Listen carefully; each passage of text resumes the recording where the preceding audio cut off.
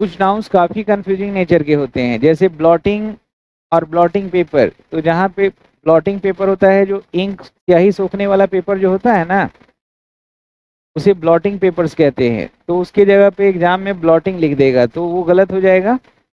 जैसे shopkeeper is selling blotting at a high price this days, या the shopkeeper is selling blotting paper. Blot का मतलब तो धब्बा होता है, ब्लॉट का मतलब ऑब्जर्व करना होता है, ब्लॉटिंग एडजेक्टिव है। तो नाउन के रूप में जब यूज करेंगे तो ब्लॉटिंग पेपर यूज करेंगे। अच्छा एक बात और, ब्लॉटिंग पेपर्स बोलेंगे तब भी गलत हो जाएगा।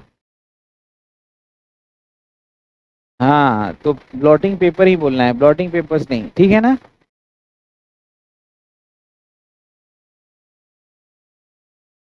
देखो, बोर्डिंग और बोर्डिंग स्कूल, तो कई बार सवाल पूछा जाएगा, बोर्डिंग डाल देगा।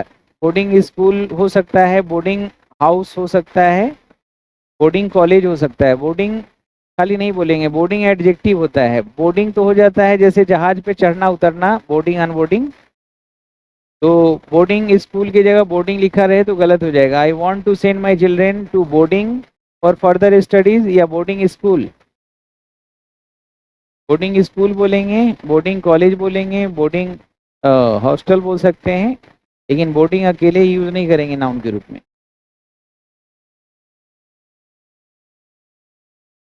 बोलिए, पेपर और पेपर्स में अंतर पता है ना। पेपर मतलब मटेरियल नाउन हो जाता है, और पेपर्स का मतलब क्या हो जाता है, दस्तावेज। तो याद रखिएगा कि पेपर मटेरियल नाउन है, जबकि पेपर्स दस्तावेज होता है, प्लूरल कॉमन नाउन होता है।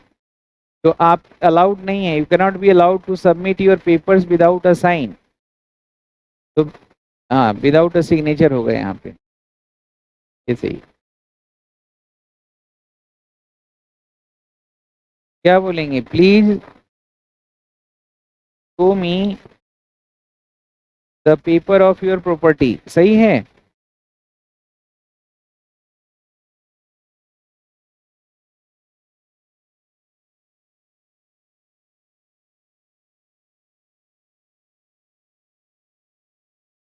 इथिक्स और इथिक, तो इथिक कोई वर्ड नहीं होता है, जब भी बोलेंगे तो ये प्लूरल में ही यूज होता है, समझ रहे हैं ना। तो ये प्लूरल में यूज होगा, भर भी प्लूरल इसके साथ लगेगा। तो योर इथिक्स शोज,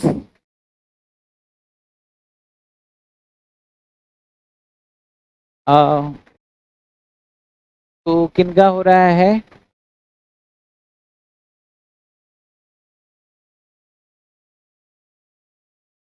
हरीश जी का हो रहा है। हरीश जी का ही आ रहा है।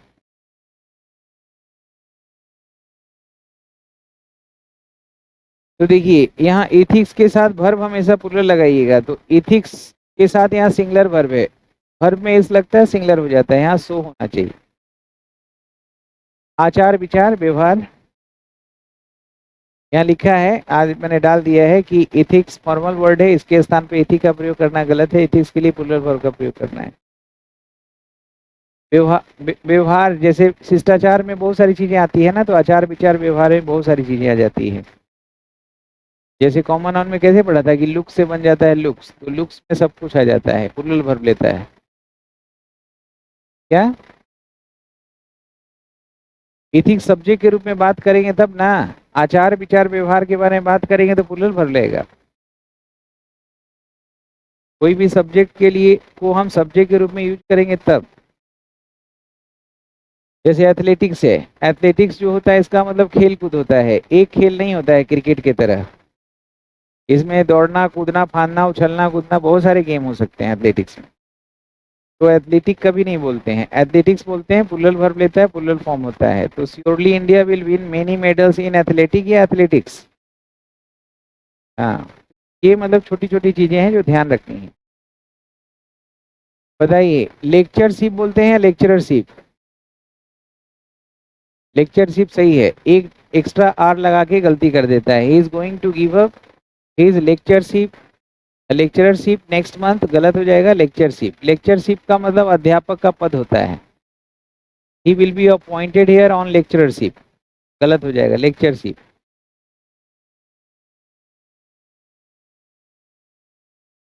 देखिए, फ्री शिप और फ्री स्टूडेंटशिप कौन सही है, फ्री स्टूडेंटशिप। पास मार्क्स सही है कि पासिंग मार्क्स? पास मार्क्स सही है और पासिंग मार्क्स इनफॉर्मल है। तो एक बार नजर में रहना चाहिए कि ये पासिंग मार्क्स गलत है, पास मार्क्स बोलेंगे और मार्क नहीं बोलेंगे, मार्क्स। तो one who passes this test will receive free SIP या free studentship?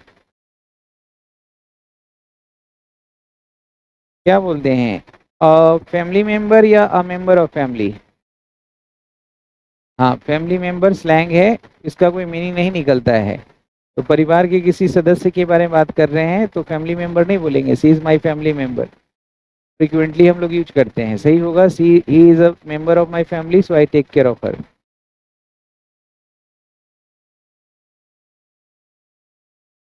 बोलिए, कजन बोलते हैं या कजन ब्रदर सिस्टर बोलते हैं? कजन मतलब भाई बहन होता ही है, तो फिर भाई बहन लगाने की जरूरत नहीं है, फुफेरा मौसेरा चचेरा ममेरा कोई भी भाई हो सकता है या बहन। तो her cousin brothers have already qualified for the civil services, गलत हो जाएगा, कजन्स हो जाएगा और हैव लगेगा।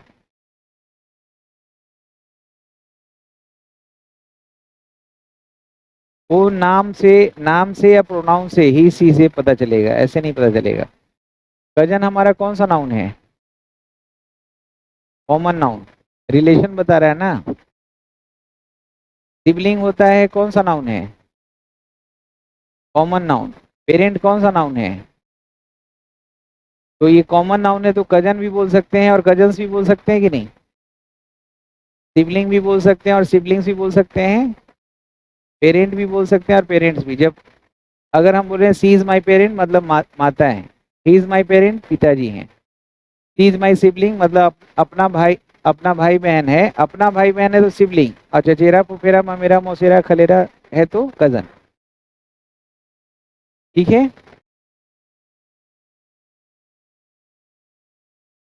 का मतलब तो भाई होता ही है, जैसे आपने पढ़ा नहीं था कि द पुअर का मतलब गरीब लोग होता है, पुअर का मतलब गरीब लोग होता है, तो द पुअर पीपल क्यों बोलेंगे? इसका मतलब ही गरीब लोग हो जाता है, फिर लोग क्यों बोले एक्स्ट्रा? जब हम पूरी गरीब जाति की बात कर रहे हैं तब, ऐसा नहीं है कि द पुअर फार्मर या द पुअर शॉपकीपर बोलना गलत हो जाएगा। अगर किसी एक व्यक्ति के बारे में बात कर रहे हैं तो द तो लग सकता है। पढ़ा था ना, the poor, the educated, the honest, the rich, the poor, the weak, the healthy, the इल।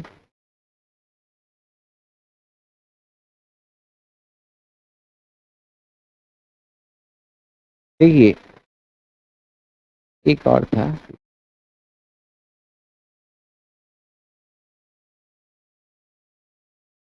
और टीचर ऑफ इंग्लिश होगा कि इंग्लिश टीचर होगा?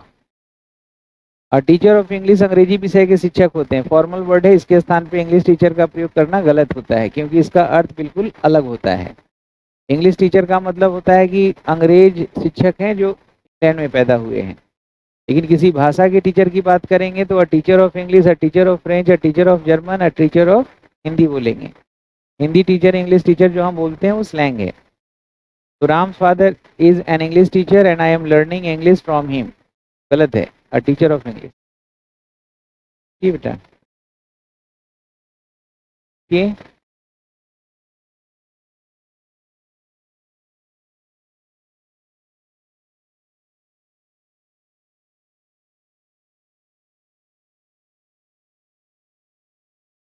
बताइए, वेस्ट क्या है?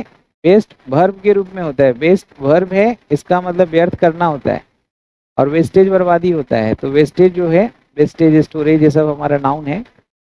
तो नाउन के रूप में यूज करेंगे तो वेस्ट करेंगे ए एंड द के बाद या वेस्टेज आएगा?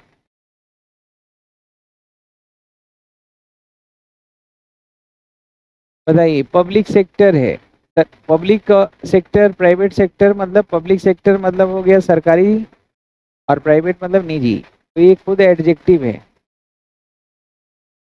Abstract noun. तो पब्लिक सेक्टर में कई बार ना पॉजिटिव साइन लगा देगा, जैसे पब्लिक्स ओपिनियन या कुछ भी, तो एडजेक्टिव में पॉजिटिव साइन नहीं लगता है, पॉजिटिव साइन लगता है सिर्फ नाउन के ऊपर। तो does your cousin work in the public sector, तो यहाँ पे पॉजिटिव साइन गलत है, ये सही हो जाएगा। एडजेक्टिव के ऊपर पॉजिटिव साइन नहीं लगता। कई बार हम प्रोफेशन के जगह पे लाइन का यूज कर देते हैं, जैसे टीचिंग लाइन बोल देते हैं, टीचिंग प्रोफेशन होना चाहिए। डांसिंग लाइन प्रोफेशन होना चाहिए, सिंगिंग लाइन प्रोफेशन होना चाहिए, एडवोकेसी लाइन प्रोफेशन होना चाहिए। तो there is a tough competition in the acting line nowadays, या there is a tough competition in the acting profession nowadays। और nowadays एक सिंगल वर्ड है, एक साथ लिखना है। देखिए रिसर्च को कभी रिसर्चेज नहीं बोलते, रिसर्च का मतलब ही होता है बहुत सारी चीज़ों की स्टडीज करना। तो इसके साथ आपको रिसर्चेज बोलना हमेशा गलत होता है। Scientist have to carry out lots of researches, गलत है, रिसर्च होगा। रिसर्च मतलब अनुसंधान, उसमें कई एक्टिविटीज होती है। और भर भी ये प्लूरल लेगा। एविडेंस, एविडेंस एब्स्ट्रैक्ट नाउन है, साक्ष्य, सबूत। एविडेंस बोलना, एविडेंसेस बोलना गलत हो जाएगा। The police have not found evidences, गलत, एविडेंस।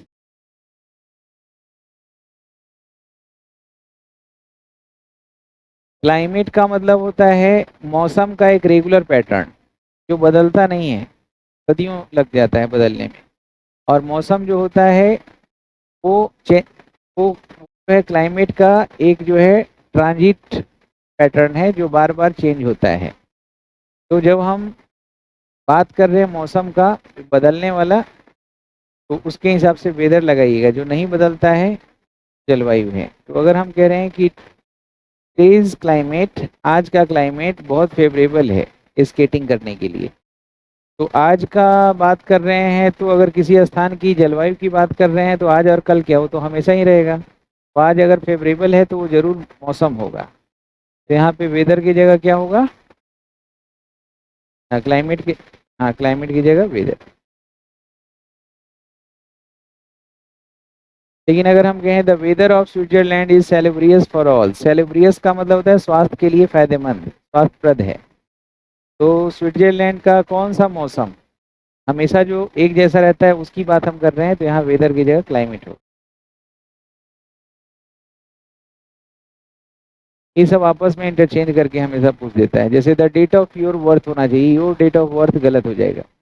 जैसे हम कहते हैं कि आपका जन्म दिन क्या है, तो अगर हम कह रहे हैं व्हाट इज योर डेट, मतलब आपका तारीख क्या है जन्म का, ये गलत हो जाता है। योर डेट पे लगाया हुआ है, योर होना चाहिए इससे संबंधित है, आपके बर्थ से संबंधित। What is the date of your birth, ये सही है। ग्रामर में हम पढ़ते हैं तो ये समझना पड़ता है। वर्क्स का मतलब हम नाउन के रूप में बात कर रहे हैं तो साहित्यिक रचना हो जाएगा। और ये डिक्शनरी में तो सारी चीज़ें होगी, लेकिन डिक्शनरी में शब्द देखते हैं ना, ग्रामर थोड़ी देखते हैं।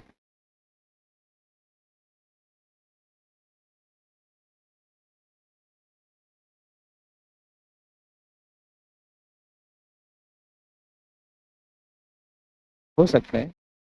देखिए ये वर्क्स है, तो अब यहाँ पे वही वर्क्स क्या हो गया। और अगर हम बोल रहे हैं द वर्क्स ऑफ कालिदास, तो यहाँ पे ये नाउन है कि वर्ब है ना। जैसे फोर्स का मतलब ताकत है, तो मैंने बताया कि जब ताकत होगा तब एब्स्ट्रैक्ट नाउन है, क्योंकि उसको एहसास कर सकते हैं। लेकिन अगर हम कह रहे हैं दे फोर्स मी, याद थोड़ी करना है, समझना है। दे फोर्स मी लाफ या टू प्ले या टू कुक, यहाँ पे फोर्स मेन वर्ब हो गया ना। अब ये फोर्सेस का मतलब ट्रुप्स होता है, सैनिकों का जत्था, ठीक है। ये कलेक्टिव नाउन हो गया, प्लूरल वर्ब लगेगा। लेकिन अगर वही फोर्सेज अगर हम बोल रहे हैं ही फोर्सेज अस, तो इसका मतलब तो कंपेल्स करना, मजबूर करना, वर्ब हो गया ना। तो कब क्या है, जैसे लव है, तो अगर हम यहाँ लिख रहे हैं कि दे लव, तो यहाँ पे ये वर्ब है। और अगर हम कह रहे हैं दिस इज मदर्स लव, तो यहाँ पे लव क्या हो गया, नाउन हो गया। पॉजिटिव साइन के बाद तो नाउन ही आ सकता है ना। ये सब समझने वाली चीजें होती है। तो जैसे यहाँ पे द डेट ऑफ बर्थ है, तो हम क्या जानना चाहते हैं, आपका जन्म का तिथि जानना है ना। तो आपका जन्म तिथि है तो आपका लगना चाहिए बर्थ के साथ ना, आपका डेट के साथ कैसे लगेगा। तो ये चीजें समझने वाली हैं। लेकिन ये जो कॉमन हम गलती करते हैं ना, उसी को रख रहे हैं दोनों को साथ में। जैसे कॉस्ट मतलब कीमत होता है, प्राइस मतलब भी कीमत है। लेकिन जब आप कोई चीज़ को मैन्युफैक्चर करते हैं, प्रोड्यूस करते हैं, तो जो इन्वेस्टमेंट लगता है टोटल कॉस्ट होता है, और जो बेचिएगा वो प्रॉफिट के साथ बेचिएगा। तो जो सेल्समैन है वो अपना जो कॉस्ट तो नहीं बेचेगा ना, कुछ लेके बेचेगा। तो जो कस्टमर जो पैसा देगा वो प्राइस देगा, है ना। और जो मैन्युफैक्चरर है, प्रोड्यूसर है, वो तो उसको वो अपना लागत बताएगा तो कॉस्ट बताएगा। तो जैसे यहाँ लिखा है कि अगर आप इसको बेचने के लिए तैयार हैं, तो अगर आप बेचने के लिए तैयार हैं तो आप सेल्समैन हो गए। तो हम आपको जो देंगे वो कॉस्ट देंगे कि प्राइस देंगे, क्योंकि मैं तो शॉपकीपर नहीं ना हूँ, मैं तो बायर हूँ, कस्टमर हूँ। The price of grain production, the price of grain production यानी कि अनाज के उत्पादन में जो लगा है वो क्या लगेगा, उत्पादन के लिए कॉस्ट आएगा ना।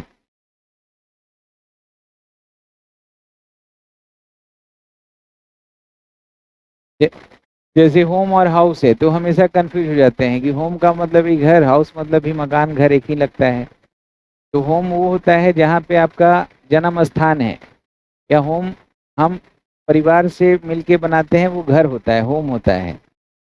और ईंट पत्थर बालू लकड़ी से जो बनाते हैं, सीमेंट से, वो क्या होता है, मकान होता है। मकान हमारा रहने का परमानेंट आवास नहीं होता है। जो परमानेंट आवास होता है, जहाँ से हमारी पहचान है, जहाँ हमारी फैमिली रहती है, उसको हम कहते हैं होम। और होम जो है ये नाउन भी होता है, और जो है ये हमारा एडवर्ब भी होता है, इसीलिए एडवर्ब के रूप में आता है तो टू नहीं लगता है। हम गोइंग आ गया, हम गोइंग, है कि नहीं। तो I am fed up with living in this boring town, मैं इस बोरिंग टाउन में रह के उब चुका हूँ, इसलिए मैं वापस लौटना चाहता हूँ। कहाँ लौटेंगे भाई, अपने घर में, जहाँ पे परिवार रहता है। वहाँ बोर नहीं होइएगा, वहाँ पे सब परिवार होंगे।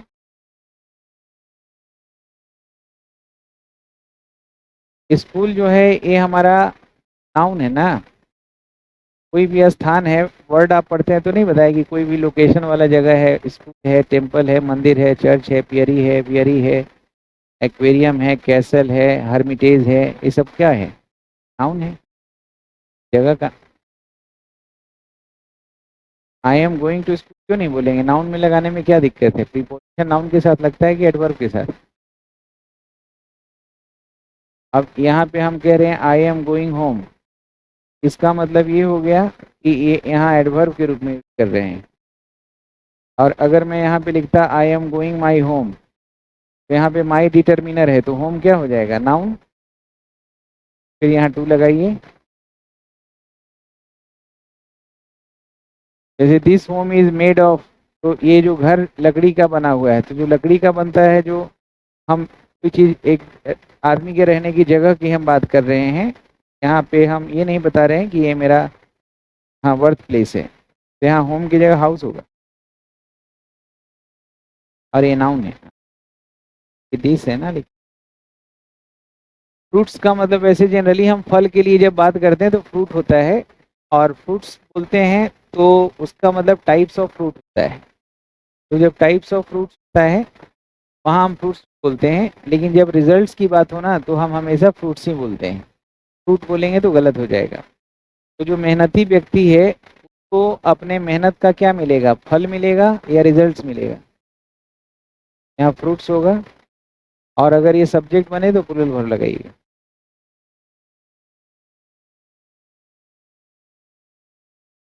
कई ऐसे एब्स्ट्रैक्ट नाउन को तो काउंटेबल में नहीं रखा गया है, अनकाउंटेबल है ना। लेकिन बहुत सारे एब्स्ट्रैक्ट नाउन को काउंटेबल के तरह यूज आता है, तो उसमें हम यूज करते हैं, प्लूरल भी बनाते हैं। जैसे मटेरियल नाउन भी अनकाउंटेबल है ना, जैसे आयल है, तो आयल्स नहीं बोलते हैं। लेकिन अगर आयल की हम बात कर रहे हैं कि सरसों का भी तेल है, तीसी का भी है, और चमेली का भी है, बेली का भी है, तो टाइप्स हो गया। तो टाइप्स है तो वहाँ आयल्स बोलते हैं ना। तो टाइप को अगर हम किसी को प्लूरल बना रहे हैं तो वो टाइप्स काइंड्स को दिखाएगा। फीडबैक जो होता है प्रतिक्रिया या एब्स्ट्रैक्ट नाउन है, फीडबैक्स बोलना हमेशा गलत हो जाएगा। जैसे वकेशन है तो वकेशन एक सिंगल टर्म है, समर वकेशंस बोलेंगे तो गलत हो जाएगा। वकेशन सही है, वकेशंस हमारा जो है ये गलत हो जाएगा। तो I am getting positive feedbacks या पॉजिटिव फीडबैक। एक बार नज़र से गुजरता है ना तो चीज़ें दिमाग में रहती है। जैसे एकोमोडेशन, ये हमारा एब्स्ट्रैक्ट नाउन है, तो एकोमोडेशंस बोलेंगे तो हमेशा गलत हो जाएगा। The accommodation in this hotel is really cheap, गलत है, एकोमोडेशंस नहीं, एकोमोडेशन बोलिए। समझ रहे हैं? क्लॉथिंग, ये मटेरियल नाउन है क्लॉथिंग। जैसे पढ़ा था ना मटेरियल नाउन में, ड्रेपरी, कटलरी, क्रॉकरी, फर्नीचर, पढ़े थे। फर्नीचर था, स्टेशनरी था, लगेज था, बैगेज था, गार्बेज था, डर्ट था, डस्ट था। वैसे ही क्लॉथिंग हम हमेशा बोलते हैं कपड़ा के लिए, जैसे ड्रेपरी बोलते हैं, पॉटरी बोलते हैं। तो क्लॉथिंग्स कभी भी बोलेंगे तो ये गलत हो जाएगा, जैसे एविडेंसेस नहीं बोल सकते, हालांकि ये मटेरियल नाउन है। He wants to wear attractive clothings या क्लॉथिंग, क्लॉथिंग बोलेंगे, क्लॉथिंग्स नहीं। जैसे ड्रेपरीज बोल देंगे तो हमेशा गलत हो जाएगा। ग्राउंड भी सतह होता है जमीन का, और फ्लोर भी सतह होता है, लेकिन ग्राउंड होता है घर के बाहर का सतह, फ्लोर होता है घर के अंदर का सतह। जैसे किसी रूम के अंदर जो है सतह, तो हम ग्राउंड बोलेंगे, फ्लोर बोलेंगे। तो यहाँ पे लिखा है the ground of the main hall of this building is very glossy, बहुत चमकदार है। हॉल, बिल्डिंग के मेन हॉल का ग्राउंड, या बिल्डिंग के मेन हॉल का फ्लोर, फ्लोर होगा, और फ्लोरिंग सब्जेक्ट है, इसके लिए singular. The floor at the back side of my house, तो मेरे घर के पीछे में जो रहेगा सतह, सरफेस, वो फ्लोर होगा कि ग्राउंड होगा? ग्राउंड होगा। अब सतह के लिए भी होता है, ग्राउंड का मतलब आधार भी बनता है ना, आधार। वैसे ही एक होता है कॉज और रीजन, कॉज मतलब ही कारण होता है, रीजन मतलब ही कारण होता है, सही है ना? तो काउ जो होता है ना, ये इसके कारण से कुछ होता है। जैसे what is the cause of earthquake, earthquake का क्या कारण है, यानी अर्थक्वेक जो घटना घटित हुआ, इसके पीछे का कारण जानना है, कॉज होगा सवाल में। और जब हम उसको आंसर देते हैं तो वो हो जाता है रीजन, जस्टिफिकेशन के साथ, तर्क के साथ, लॉजिक के साथ। जैसे आज आपको लेट हुआ, तो आपका लेट होने का कारण बताइए, तो कॉज होगा। और अब जब कारण आप जस्टिफिकेशन देंगे कि ये ट्रैफिक के वजह से हो गया या नींद आ गई थी, तो वो क्या हुआ, रीजन हो गया।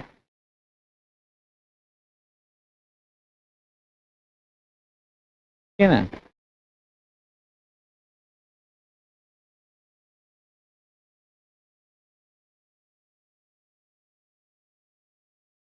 ये वाला प्रीडिकेट हो गया, ये वाला पूरा नाउन फ्रेज हो गया। और हम बात क्या कर रहे हैं, क्या ग्लॉसी है, बिल्डिंग ग्लॉसी है, मेन हॉल ग्लॉसी है, कि फ्लोर ग्लॉसी है? बात किसकी हो रही है, फ्लोर का। तो यही हम यही यही हमारा सब्जेक्ट है। दूसरी बात है, ऐसे भी पहचान लीजिए कि प्रीपोजिशन के बाद तो सब प्रीपोजिशन का ऑब्जेक्ट हो जाएगा ना। तो ये सब्जेक्ट तो दोनों तरीके से समझिए, स्ट्रक्चर देख के और सिंटैक्टिकली, स्ट्रक्चर देख के और मीनिंग से सिमेंटिकली। ठीक। क्या? अरे ये सब बनाओगे, तुम खुद बना लोगे, इसमें कोई दिक्कत थोड़ी होगा। अब जैसे बोलना है, हाँ बोलो बाबू।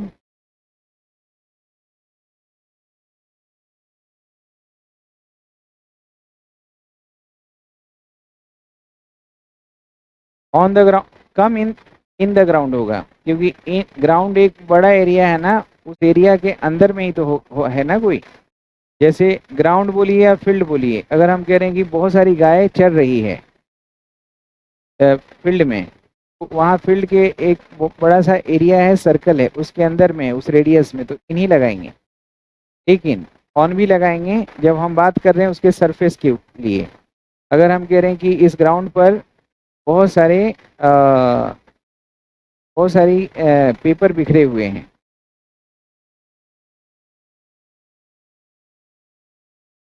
आने के सेंस में अगर हम बोल रहे हैं कि ग्राउंड अगर मतलब सर्कल है, मतलब बाउंड्री वॉल वगैरह है, तो इनटू लगाएंगे, कम इनटू द प्लेग्राउंड। क्योंकि वहां पे कम लगाया ना, आपने भर्ब लगाया है कम, मूवमेंट वाला भर्ब है, तो मूवमेंट है तो टू लगाना ही पड़ेगा ना। और अंदर में आना है तो इन भी लगाना होगा, तो इनटू लगा दीजिए, इनसाइड मोशन बता देगा। बोलिए बाबू।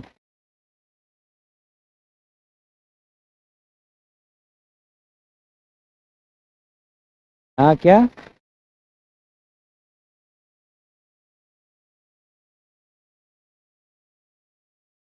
सवाल जब करेंगे तो कॉज, और जब जवाब देंगे, जैसे आप जवाब दे रही हैं कि उसका लालच की वजह से हो रहा है, तो आप जस्टिफिकेशन कर रहे हैं ना, रीजन हो जाएगा, आप जस्टिफाई कर रहे हैं। हाँ। और हम पूछना चाह रहे हैं कि what is the cause of his downfall, तो ये जो डाउनफॉल हुआ इसके पीछे की वजह जानना चाह रहे हैं, तो हम पूछेंगे कॉज। जैसे आप कुछ भी गलत काम करते हैं तो कोर्ट जारी करता है ना सो कॉज नोटिस, वो कारण जानना चाहता है, फिर जवाब में आप रीजन बताइए कि ऐसे ऐसे वैसे ऐसे इस कारण से। ठीक है ना? हिंदी में तो दोनों कारण ही होता है, लेकिन व्यवहार में अंतर है। देखिए, स्पेक्टेकल का मतलब सीनरी होता है, दृश्य, तो स्पेक्टेकल होगा तो इसके साथ सिमिलर वर्ब लगेगा, लेकिन स्पेक्टेकल्स मतलब दो पार्ट से बना है, स्पेक्टेकल ऑप्टिकल्स आई ग्लासेस, तो प्लूरल वर्ब होगा, कॉमन नाउन हो जाएगा। तो लॉट्स ऑफ टूरिस्ट, बहुत सारे यात्री जो हैं एंजॉय करते हैं मसूरी का चश्मा की, मसूरी की सीनरी,